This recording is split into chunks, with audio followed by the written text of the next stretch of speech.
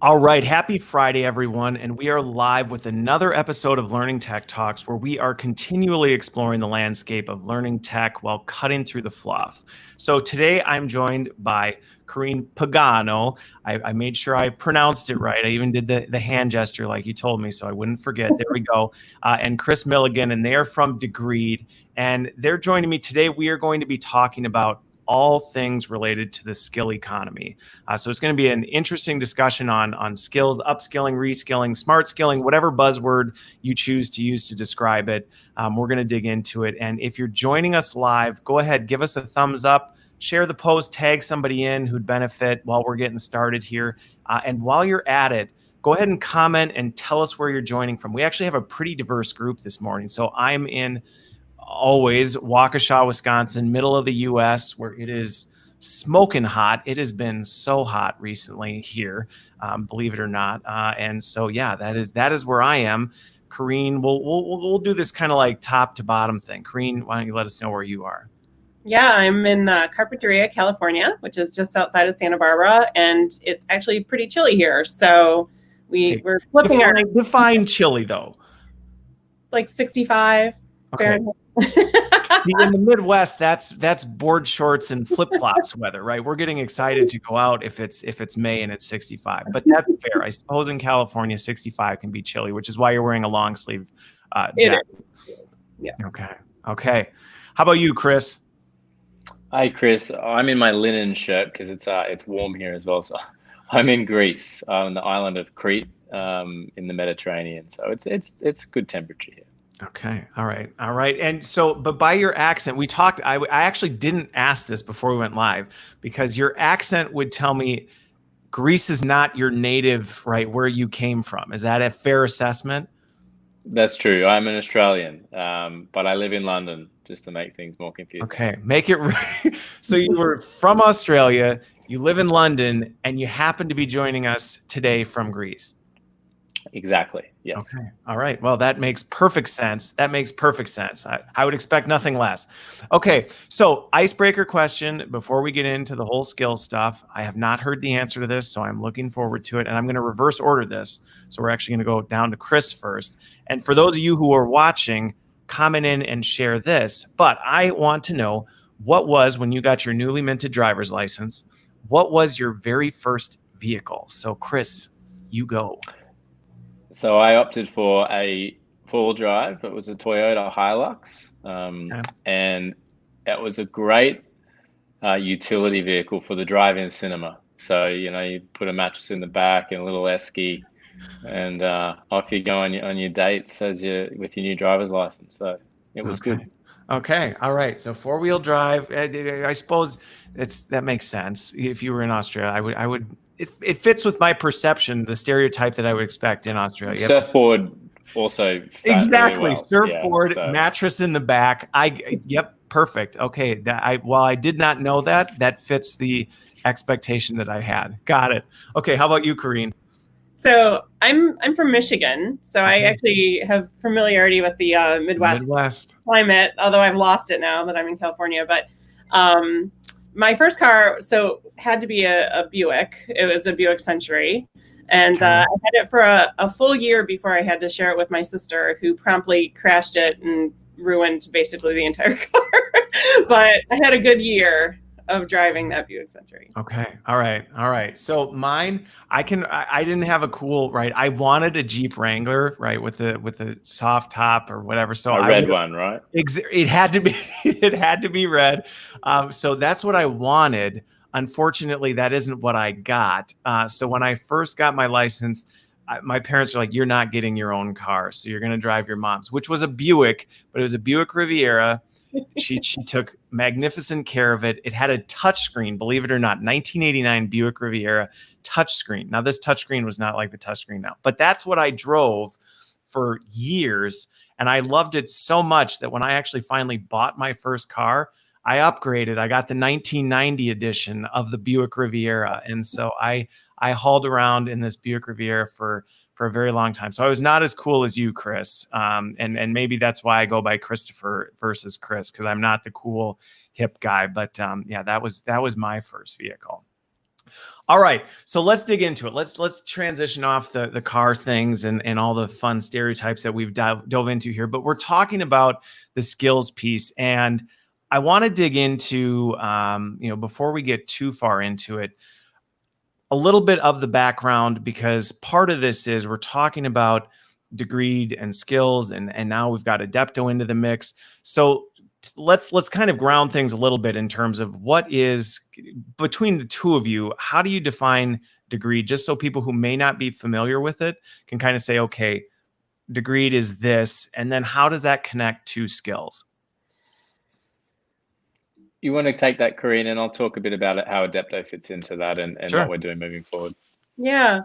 I think the definition of what Degreed is evolving, and I'm sure Chris will get into that as we start talking about the Adepto acquisition and how that has shifted our focus. But from a foundational perspective, we were a reskilling platform. We were a learning platform. And that foundation really was built on how do you help people build skills. And when we talk about like kind of what the problems that we solve for organizations, and I'm going to set you up nicely, Chris. There's the balance of what are the skills that you have within your organization, and then what are the skills that you need within your organization to do the work that needs to get done. And that we often talk about it as the supply and demand of skills. Okay. That Degreed historically has been focused on helping you understand the skills that you have, and then specifically helping you build the skills that you need or where you have gaps. And that was where the learning piece came in. And with the acquisition of Adepto, I'm going to hand it over to Chris, but that's where we've kind of expanded our reach in solving for that.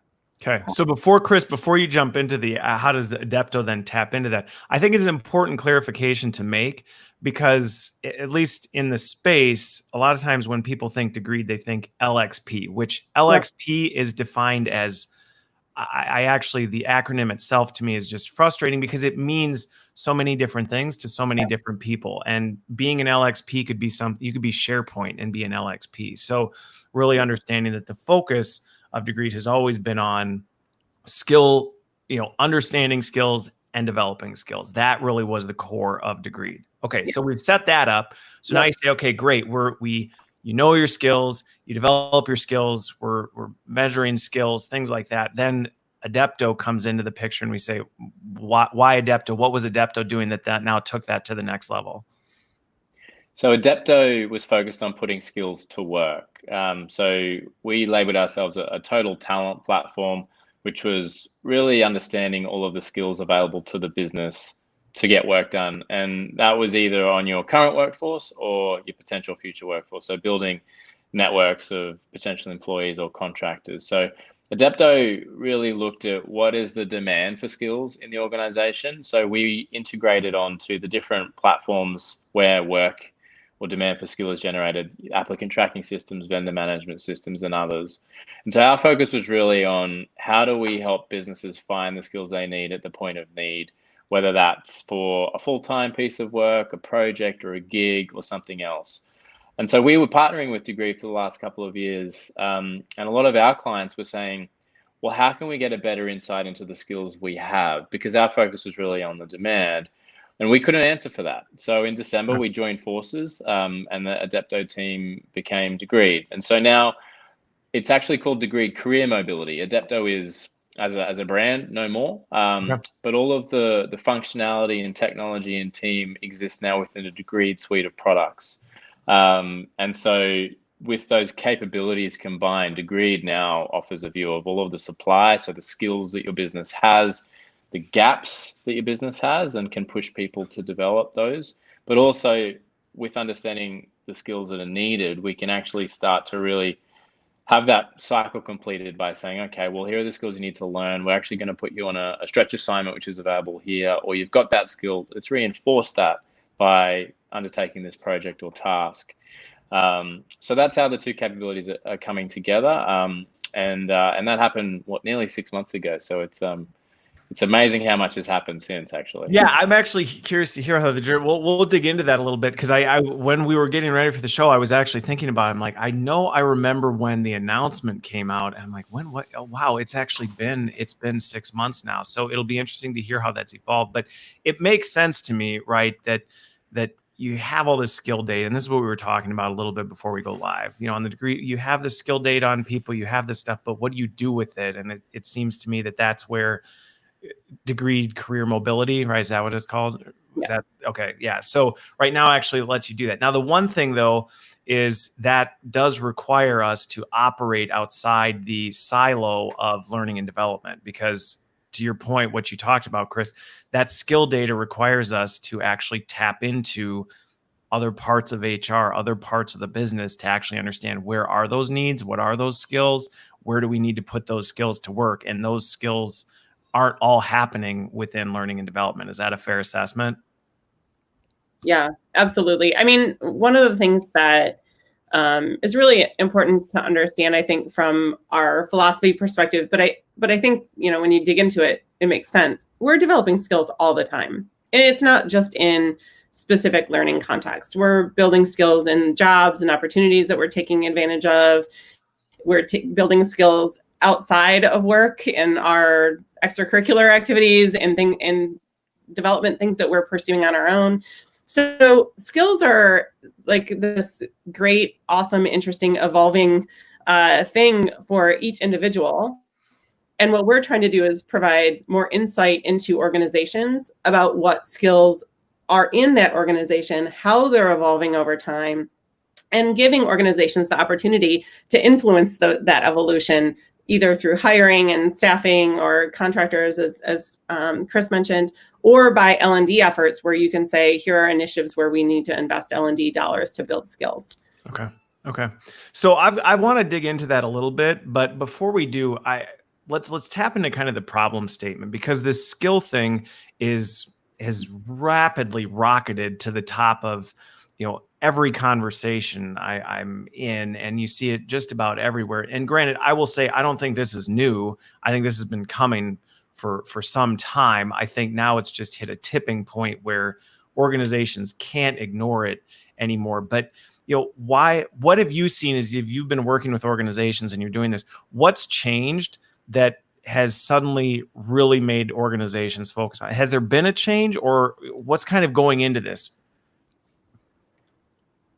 I think there's a combination of things that have happened over the last, 5 to 10 years, I would say. Okay. That is different ways of working. So the ability to be more, you use the word agile, right? The whole on-demand work nature and business as usual not being so usual. Lots of things becoming project-based. Automation driving that, because a lot of the things that were just day in, day out tasks are now being automated. Remote working and different things actually needing a better understanding of people's capabilities as we start to farm work out. The speed of the economy and the speed of competition and digitalization actually meaning that companies need to be evolving more quickly. And with that comes people needing to evolve their capabilities more quickly. And then technology obviously driving that even further by saying we need to understand what our organization's made up of. And even, the most technology savvy businesses today, they're still people businesses. And so without having a good view on the skills of your business, it's like trying to run a factory without knowing what the machines are doing or how long they've been running for, or what, where are the gaps, what needs to be fixed. And then I guess if you put the pandemic in on top of that, it's just a boiling pot. And things need to happen. It just threw a little bit of gasoline on the fire, maybe. Well, and I think just to add on to what you had asked, Christopher, like the organizations have been thinking about this and trying to solve for this for a long time. And a lot of organizations started with competency models and really big, taxonomies of skills. Yep. Right. And it was a very top-down, static process. that usually by the time they completed the process of defining all of those things, it was outdated and not useful to them anymore. And so to Chris's point, like what we're seeing is that the urgency and the demand of wanting that data is still there. Everybody always knew they wanted it, right? Like how to get it and how to keep it updated and relevant and useful was really a big challenge. Technology is starting to enable us to collect data in different ways now, and really focusing in on what are skills and where is the source of truth and how do you start collecting that data in an ongoing way. So it's not a once and done snapshot. It's a constantly evolving data set that you can then tap into to help you make decisions. That's a good point. It's an important one. And it's not a happy point, I think, sometimes for people, right? I see it all the time, whether it's tech, whether it's talent strategy, things like that. People want the like, so what's the thing we do? And then we're done. And the reality with that is that answer is you're not ever. You're going to do this and then it's going to change and it's going to evolve, which to your point, historically was onerous when you did this manual. I mean, if you were trying to do this through traditional means, it did make you want to quit because you're just like, we just finished this 2-year-long project and now everything we just did is completely irrelevant and we're starting over. And I do think technology has helped speed that up and help us to move a little bit quicker. On the skill side, though, I am curious about this because this is a problem that I've seen over the years that I'm curious how you're at least working with this is you look at some of these competencies or you look at some of these broader skill sets, they're very ethereal, right? They're really up here of, okay, we need people to have this, but actually knowing what that looks like in terms of the ability to execute against that, or how do you define, we need good communicators.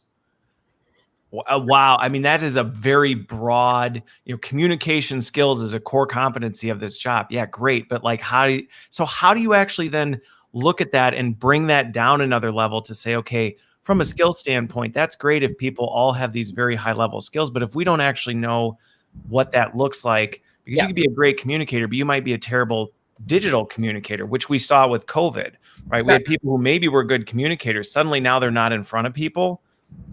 Not so good anymore. So how does that work? Yeah, it's a really great question. And it's one of those things that we're still working on solving across all the different parameters, honestly, because when you say the word skill, and I say this from a person whose title is VP of Skills, like skills is kind of a meaningless word. Sorry, but it kind of is, only because we don't have a common shared understanding of what is a skill. Like if you ask someone what a skill is, you're going to get a whole different range and flavors of answers. And to your point, like some of them are very broad, kind of general things like communication. Some of them are very specific, like a coding language or like very technical. And so we've started to look at how do you break down or look at the subsets of that big bucket of skills. What are the areas that people look at? And there are some generally accepted kind of categories of skills.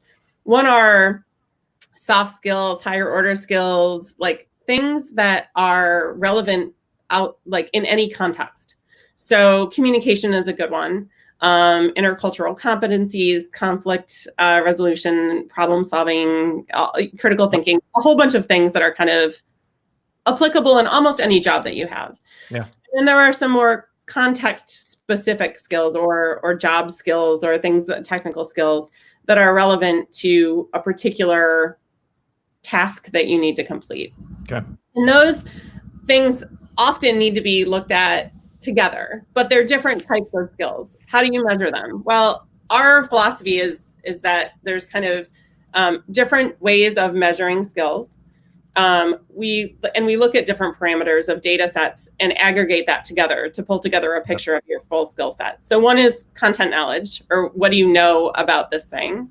But the second one, and I think this actually gets to your point, is the behavioral assessment. Like, how do you actually apply this knowledge in context?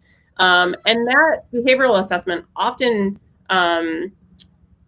it confuses folks because we are not used to assessing people's behaviors. we're used to assessing people's knowledge. And our tools focus on behavioral assessment. And so that looks very different than a typical content knowledge assessment. Now, does that mean content knowledge isn't relevant? No, it absolutely is. And the analogy I often use is a football coach versus a football player. They both may be experts in football, but how they apply that knowledge is very different in the context of their job. And so those are the types of things that we are looking at from a skill data perspective to give organizations more deeper insight into when we say we want you to understand the skills that you have. Okay. You have to know the behavioral side. You also have to know the content side and how those pieces come together. And then the other layer is context. Like, what experiences have you had and where have you actually been able to apply this? So if you're a graphic designer and you've only worked in marketing, how many of those skills then transfer over if you were to work on a development team and start to do development in a website, right? There's some of those skill sets will transfer, but there may be some skill gaps to allow you to move from one type of role into another, even though both are applying graphic design skills or design skills. So those are the I actually like the breakdown of that. No, but I like the breakdown of that because typically I think in L&D a lot of times, and this is where we talked about, right, getting out of the L&D box. Yep. A lot of times we focus on the knowledge and the behavior side. And I would say we've over-indexed on the knowledge side for a very long time, where it's like, okay, well, do people know things? That's great. But if they don't know what to do with it, it really doesn't matter. So it's not, to your point about saying, well, that's not valuable. It's, two, how do we get better at actually assessing the behavior and knowing, okay, that's what do they also know how to do in addition to what do they know? I think the context piece is probably now another layer that we're adding on top of it that probably makes this even more challenging, at least, or one of the things that we're going to have to step into as a field is to say, okay, now you need to also understand what things are, like you said, transferable, because there is a learning curve. You may be a great graphic designer in marketing, but now if you move over to, L&D's, starting to consume graphic designers, you have to understand that there is a gap that you're going to have to overcome. It'll be faster than somebody that hasn't done that doesn't have any of the knowledge or the behaviors, but we can't ignore the fact that that gap still exists. Yeah, exactly. So as you were bringing these two together, and I'm curious, this one's a little bit directed at you, Chris, because I have to imagine, and I know just having looked at corporate data sets, this stuff isn't always nice and clean, right? Everybody doesn't have these nice skills mapped out. They don't have all this stuff. And sometimes even when you say, what skills do you want? It's met with a little bit of a deer in headlights look. So how, when you were doing that, were you actually helping kind of organize that into something? Because I have to imagine there had to be some sort of data consolidation as you brought the two together.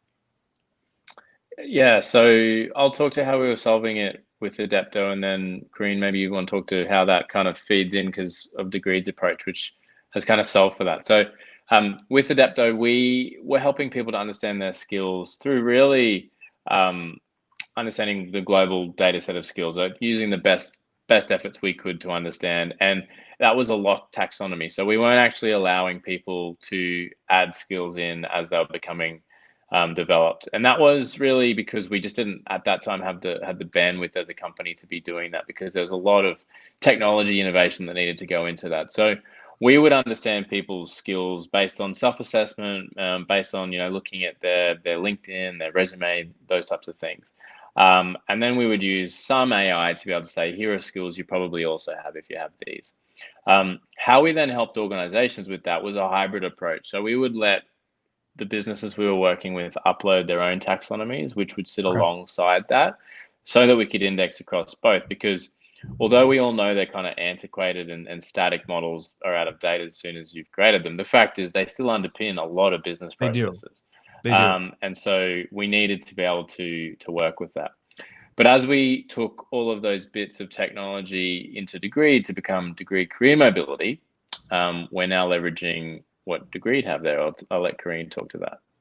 Yeah, and Chris kind of mentioned the AI component of this, right? Because most organizations don't have, here are all the jobs we have and all the skills that are related with those jobs. And it's all nice and clean. Right? Oh, we'll just integrate with wherever that data is, and that just doesn't exist. And so one of the things that we've been working very hard on is understanding what are the skills that hit the 80% mark of most businesses care about these set of skills to have a base taxonomy. And we have been able to analyze across multiple different data sets of jobs data what those skills are as a baseline. So if a company comes to us and says, we have no idea where to start, help us, which happens a lot, we can come in and say, based on all of the analysis of the customers we worked with and all the data sets we've analyzed, here's a really good starting point for you to build from. But two things happen from that point. And if they have a data set, great, integrate it in. To Chris's point, if you've got it, let's use it. Okay. But the difference in how we're approaching it is that we know that data is constantly changing. So learners and end users themselves can enter in their own skills. If it's a skill that's not currently part of the taxonomy, then we start to collect that data to say like, oh, this is a new skill. Is this specific to this organization, or is this an emerging skill that you should be paying attention to? So from an organizational perspective, you can see the skills that are starting to enter in to your organization and evaluate whether those skills are something that you want to start focusing in on and officially add to the taxonomy. Okay. The second is that you can start to see the skills that are going away and what skills aren't being used in your organization. You can correlate those skills with the job roles and titles of the folks within your organization. So you can start to build the connection points between people in these roles typically have these skills. And it's all as we're collecting more data, we can paint that picture for you of actually what are the skills that are used in different roles. Instead of you saying, starting from like, hey, we're just going to map this all out. What if we just asked everyone, what skills do you have? What skills do you use? Right. What are your peers saying about you? What are your managers saying about you? Like, what skill data do we have about the work that you're doing? We're integrating with other workflow systems and collecting data about activities you're completing. The opportunity data that we're collecting from the career mobility product is also like, it's gigs, it's projects, it's stretch assignments. It's not necessarily just full-time positions. Okay. You can track all of that, right? Like, what skills are you developing in those opportunities? Collect feedback from your peers that are working with you. Collect feedback from your supervisor that's managing that project. Now we're getting a really robust picture of the skill sets, how it maps across the organization to those jobs, and we're seeing the patterns as it's changing over time. So it allows us to really have a dynamic picture of your organization, and then you can look at it and do the analysis and say, is this what we expected? Are there gaps? Are there areas in particular that we want to collect more data because we feel like we don't have enough yet? And those are the conversations that usually we start to have with organizations after they've done a first pass. Okay. Skill data collection is like, what do you see? How close is it to what you expected? Are there more data? Is there more data you need to collect? How can we help you do that? Yeah. So that's kind of the evolutionary process that we're implementing now to help prevent some of that top down. We don't want stale data, right? Like that's really the goal. Well, and so I have a couple follow-up questions, but the thing about it, and I think this is one of the things that sometimes is not the happy news or the hard news, is a lot of times when it comes to this upskilling stuff, we may have had data on what we thought we had or what we thought we'd hired to, but we really didn't have data on what we actually had or what are people really doing. And so there's a runway on that you have to kind of plan for if you're really focusing on upskilling, to say there's a runway where we have to plan to actually assess what's out there and do this. We can't just jump to, well, how do we just bring everybody up here? Because if you don't know what you have now and where those things exist, you can't really make smart decisions. And I see that a consistent opportunity area where people are kind of trying to jump to the solution versus saying, well, we need to actually dig into that. And I like the democratization of it, right? Because I think sometimes we do this as, well, this is what we think the jobs should look like or what people need to be successful. And we don't take the time to go ask the people who are actually really doing it to say, what is it that you actually spend your time doing? Like, what is it that makes you so successful at this? We do it up here. So that said, there's the risk. So I am curious, you talked about people have the ability to kind of self-select, like, well, this is one of those skills. I see that as extremely powerful, but at the same time opens the door to risk because, you know, we as business L&D talent leaders sometimes don't understand skills. You start going to the general populace and say, so what skills is it that you know make you good? And that's dangerous territory. So how do you manage that, not just creating chaos? Yeah, there's a couple ways. One is our AI algorithms are relational. Okay. And so the foundation of our data sciences is not pattern matching. It's looking at what are the relationships between skills and clusters of skills and how they connect to each other. So if someone adds something in that seems like off the wall, but we can look at the pattern of how that skill then relates to other skills in the skill graph, then that helps us look for outliers versus patterns. And so there's filters and obviously administrative things built within. It's not just a free for all for the users. It's not a free for all. You absolutely have some control over the taxonomy, but it does allow for that real time kind of ongoing ability to get insight into what people are doing, applying what skills they believe that they're building, and it gives you access to a data point that you never really did before, which is going to, and where I think the interesting kind of connection is, this is intended to be a handshake between the individuals and the organization, just like work is, right? Like I'm coming in with my skills and abilities to help you get things done. And as an organization, you have goals and visions and objectives of things you're trying to accomplish. So how do you start fitting people into that vision? And how do I, as an individual, fit into that vision? What skills do I bring into that equation to help?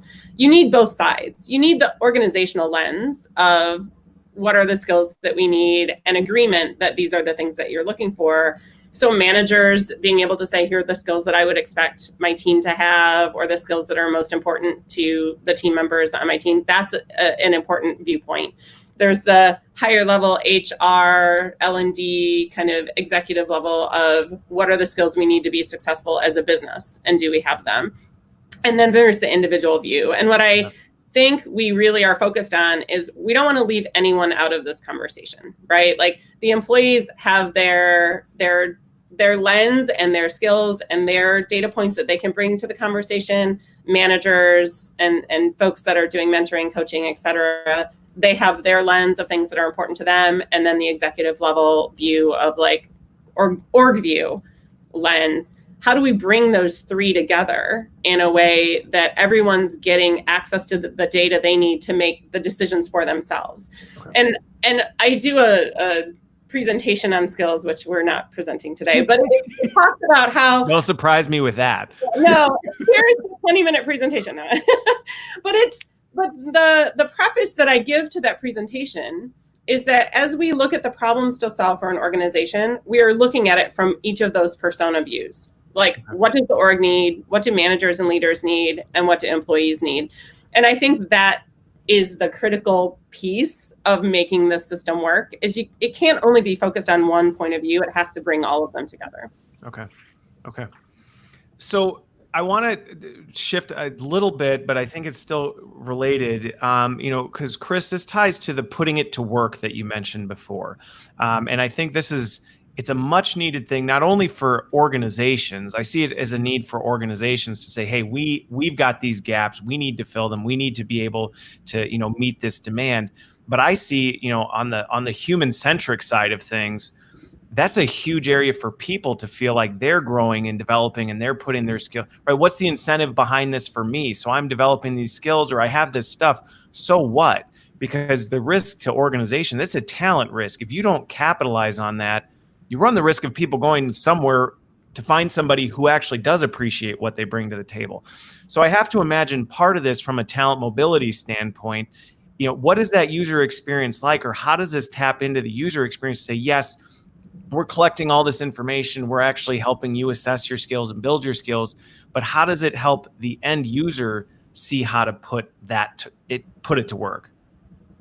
You're absolutely right. The incentive for people to go and learn these skills has, we think been missing a little bit, and people aren't unfortunately doing it for the fun of it. It's because they want to progress or develop, and that could be helping to see another opportunity laterally in the organization. That could be seeing a career path and getting a map of what skills they should be developing.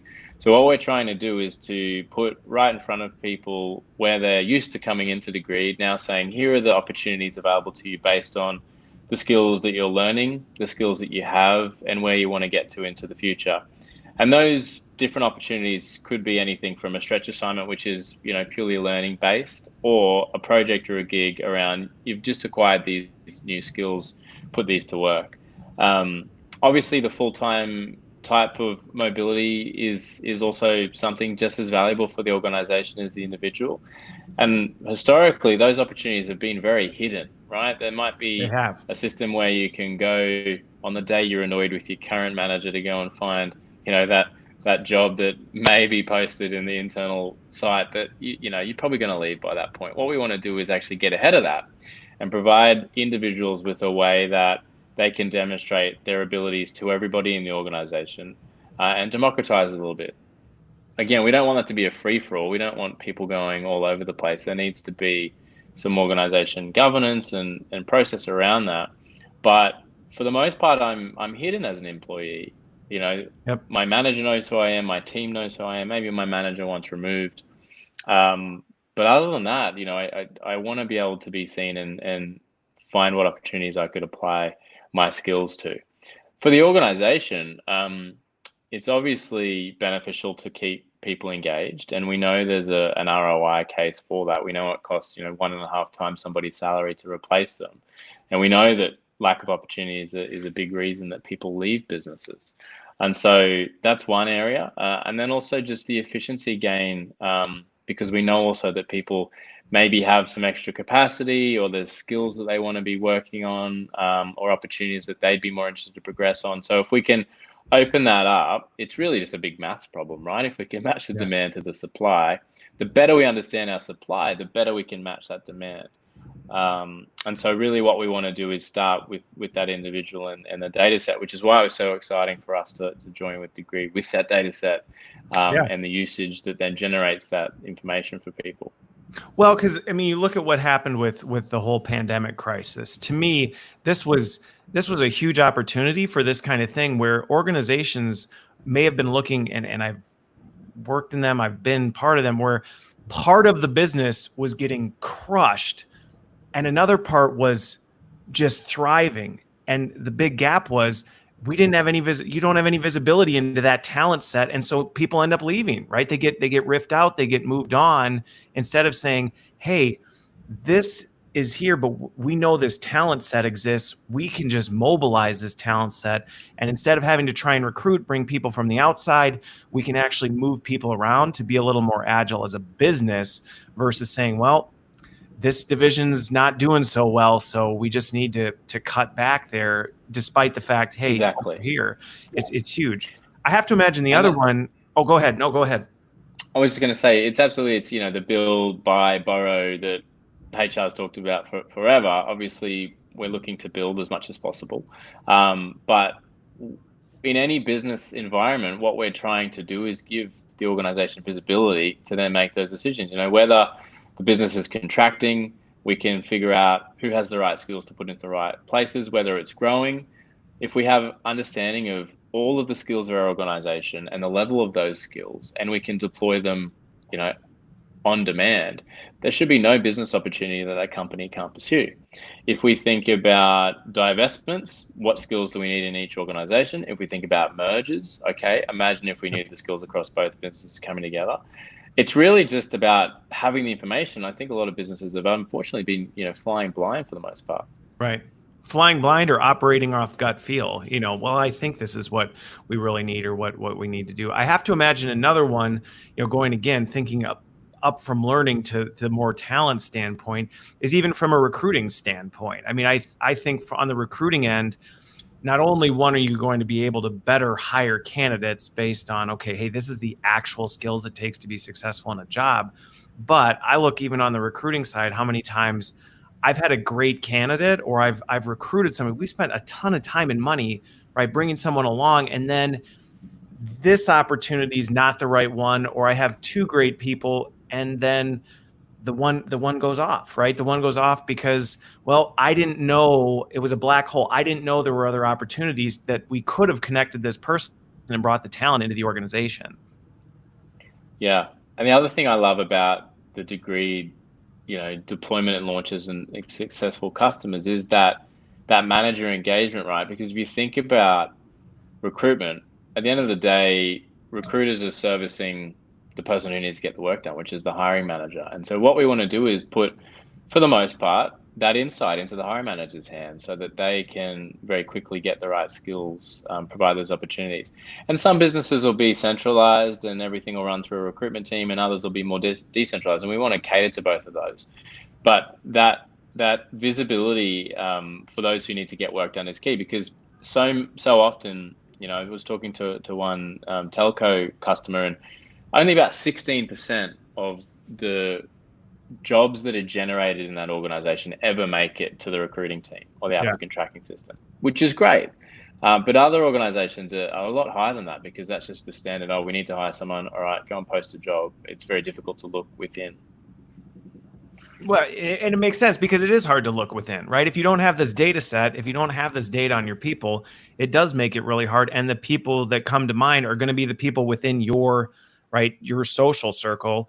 And that may be it, which we don't need to go down this path too far, but that is where you open the door for bias and things like that. Because again, you're just perpetuating a cycle of, well, I just operate off of what I know. And unfortunately, probably what you know is limited to the world around you, versus, well, how do I actually make decisions based on data that's broad and safe, versus just kind of, well, this is what I'm comfortable with and what I think, and so I'm going to make a decision on that. Yeah, I want to spend 2 seconds on that. Yeah, let's do it. I think one of the things that I'm most proud of in how we're approaching the skill data piece and looking at skill profiles, in particular, and how we're matching them to opportunities, and what you mentioned around, as we're introducing new data, are we reinforcing biases or are we helping to overcome biases in data, right? Like, the data is neutral, but how we leverage it is not. And one of the things that we've seen a lot in other organizations that are leveraging skill data to do opportunity matching is that they say, here's the profile that we're looking for, or here's what good looks like for this role. Find all the people who most closely match to that role. And while we can do that, that's actually not what we do. Yeah. Because we know that diverse teams are more effective. Yep. We know that understanding the skill sets that you already have and where gaps exist help you identify, like, maybe I already have really strong members of my team who are good at these things, but there's another thing they're not good at. If you're only doing pattern matching, then you're just replicating, you're doing the paper doll problem, right? Like, you're creating like creating an echo chamber. You're creating an echo chamber. We actually know that companies don't want that. So when you look at like how AI can be leveraged for good versus not so good, you really want to dig into, like, are they just doing a simple pattern match where they're saying, tell me all the candidates that look like X? Or are they saying, let's look at the team we have, let's look at the gaps that we have, let's identify the profiles or the types of skills that we want to fill, and then be able to evaluate. I mean, that's the relational model, right? Like, now that you have data that isn't cookie cutter, and you can say, hey, I've got 3 strong candidates, one's stronger in design, one's stronger in project management, and one's stronger in marketing, right? Yep. Like, where are the gaps on my team to help flesh out and make my team more well-rounded? And I think those are the types of things that we can help organizations solve for as we get more skill data. And I mean, that's my, like, if I have a soapbox that I'm, I'm on from a data perspective, I don't want us to replicate the problems that we know we already have. Exactly. And it's a fair risk to call out, right? Yep. Because if we say, hey, Koreen is really great at this job, find me 10 more Koreens, you're going to end up with 10 more Koreens, which actually isn't the diverse team you actually need to be successful. But to do that, you actually have to know, okay, so it sounds like where, I don't know if it's here yet or where it's going or continuing to go, is to say, okay, we're not just pattern matching a Koreen and saying, okay, let's find a million of those things, but what are the skills that actually complement and balance that and bring different perspective to it, so that instead of having a team that's all amazing at doing one thing, but actually they're not that amazing because they actually are all looking at things exactly the same, you're actually balancing it, correct?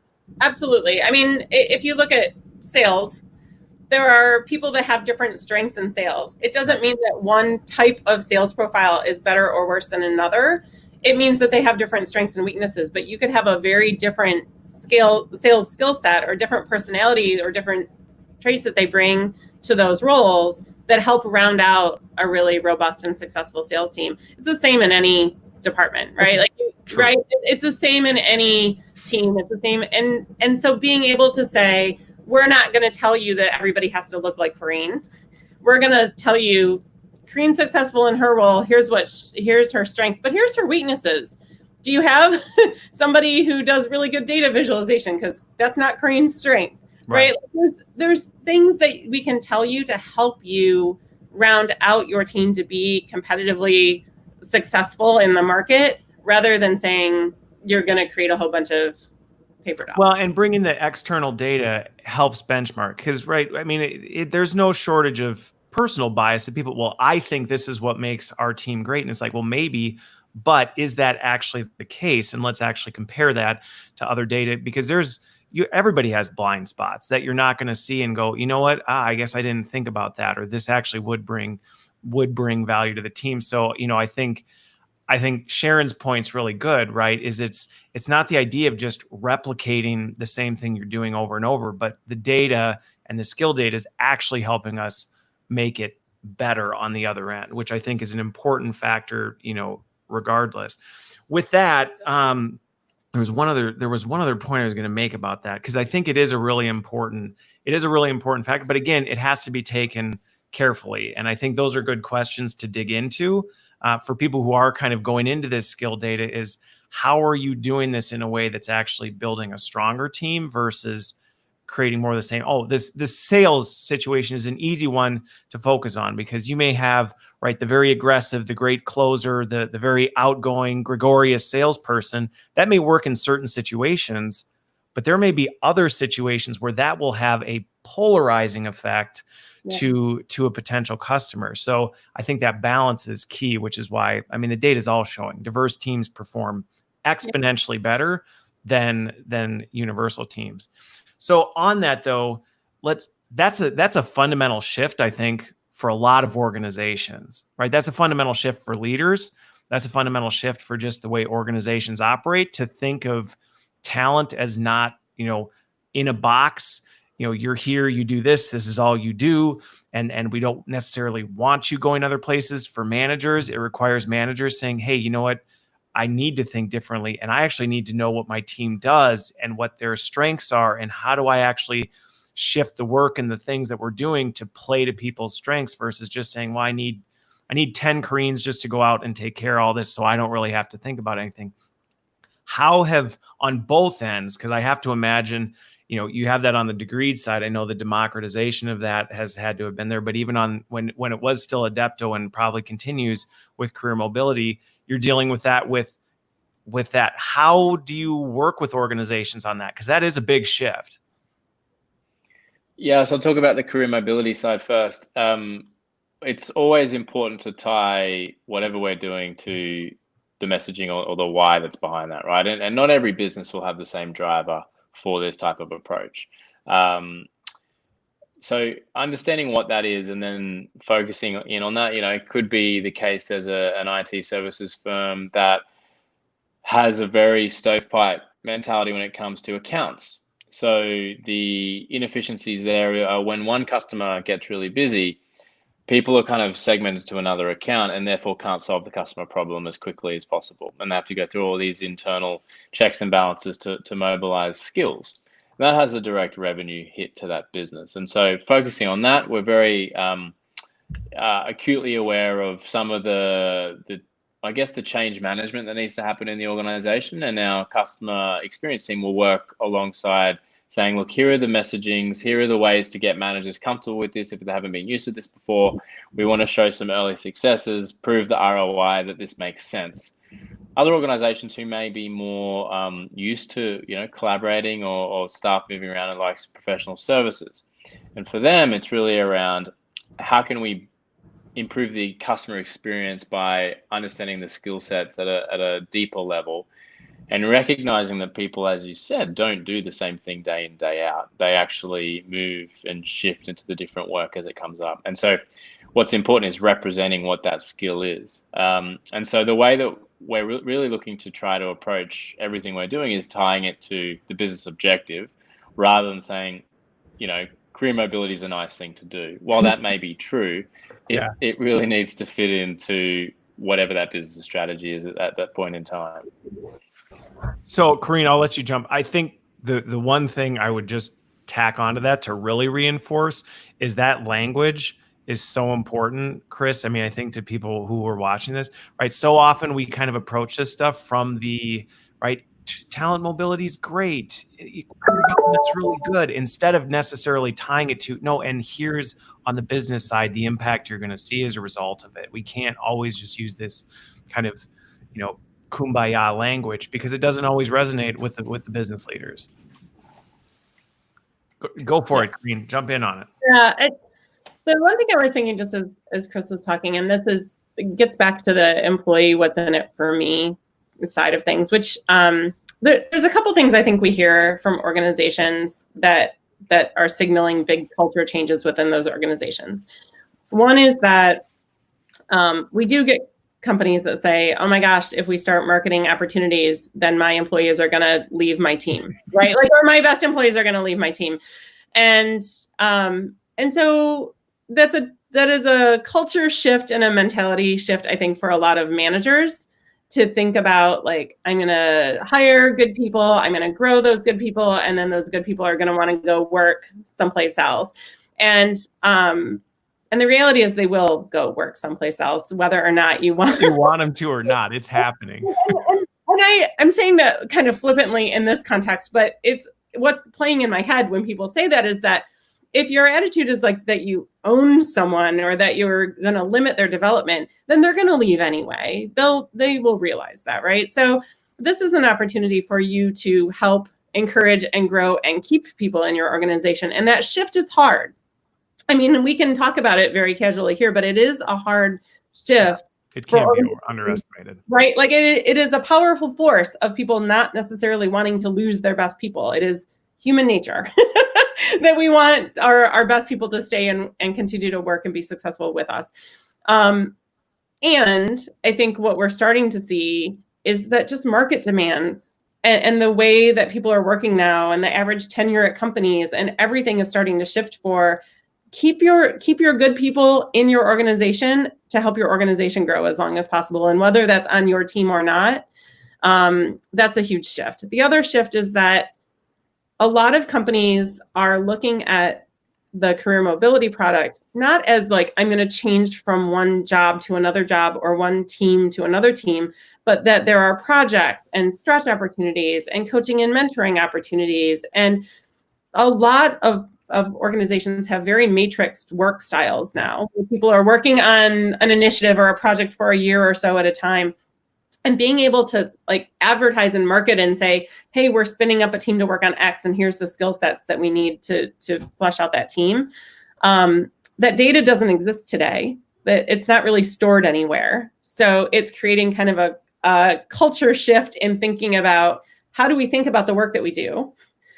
Maybe I stay with my manager for 5 years, but I'm working on 5 different projects with 5 completely different teams.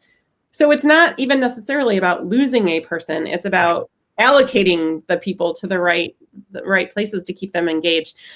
I find that super exciting because my style of work is I have professional ADHD. I joke that I want to constantly be doing something new, but I don't necessarily want to change my job or my role. And if I'm working with a manager I love, I don't want to necessarily leave. So we can help enable those types of things, but it's a huge culture shift. It is a huge change. And some companies have led with the matrixed work pieces, but don't have that how do we make those opportunities available piece, which we can help with.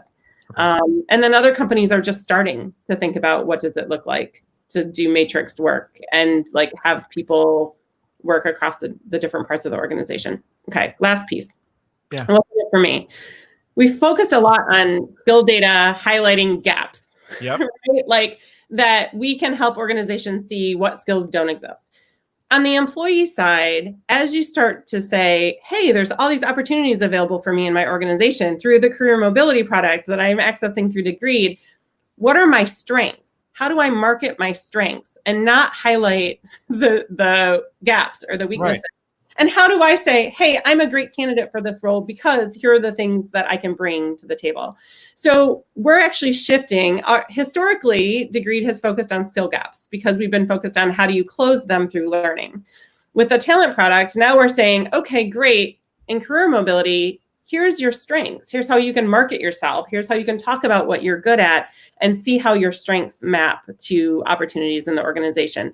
That's a shift for us at Degreed to say, like, here's the gap side, but also here's the strength side, and let's have both of those conversations. Okay. Well, I'm glad you made that clarification and additional kind of piece because it is important, right? Yes, there's gaps, and yes, we want to close gaps, but I personally would say, just from my experience, and even just as I've built teams, actually pushing people to focus on their strengths in many regards almost has a higher outcome, right? Because it's like, well, they're already good at this. Let's take advantage of that instead of spending a bunch of time going, well, here's this thing you're not so good at and you're really terrible at and you don't really like doing. Let's try and make you at least pretty good at that versus saying you're crushing it over here. How do we get you to spend more of your time doing that instead of just trying to fill the gap? So I think it's an important clarification that goes back to engagement, retention. I mean, I think you hit on the thing too, where we'd like to think that our people are, even the ones reporting to us, they're 100% focused on the things we're doing. But in the matrix environments we're in, they're all over the place. And that's actually a retention strategy versus oh no, they're going to leave. If you're a really good boss, they're going to want to stay with you as long as they have the flexibility to go do other things. So I think it's a valuable add. We've only got a couple. I told you we were going to run out of time. Of course. I told you. So unless you have the rest of the day booked, which we probably could just, keep going.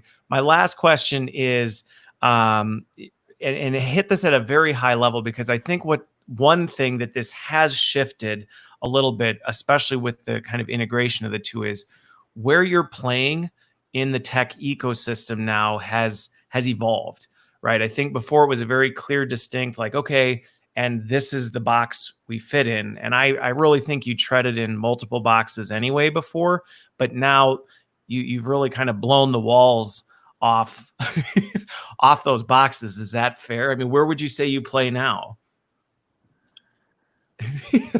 Big question, I know. No, it's so, we kind of went from a single product offering to multiple product offerings. Okay. A little bit why it's a tricky question to answer. Okay. Where do we play? I think from my perspective, and of course, I am the VP of skills, so of course I'm going to say this, but how I would define like where we're heading is a platform that allows you to see and have visibility into the skills you have and the skills that you need, right? And that all of our products are then extensions of how can you leverage that skill data to improve processes across L&D and HR. And I think today, the two main use cases we're solving for are learning and internal mobility. Okay. But that certainly could evolve as our products evolve and as skill data becomes more widely accepted within organizations. You mentioned recruiting earlier, which we're not actively addressing today, but is it a natural extension of, I know the skills I have and the skills I need? Of course, right? Like there are other areas of the business that workforce planning, like lots of different areas that skill data can help inform and help organizations make smarter, better decisions. So I would say that to me is the place we're playing.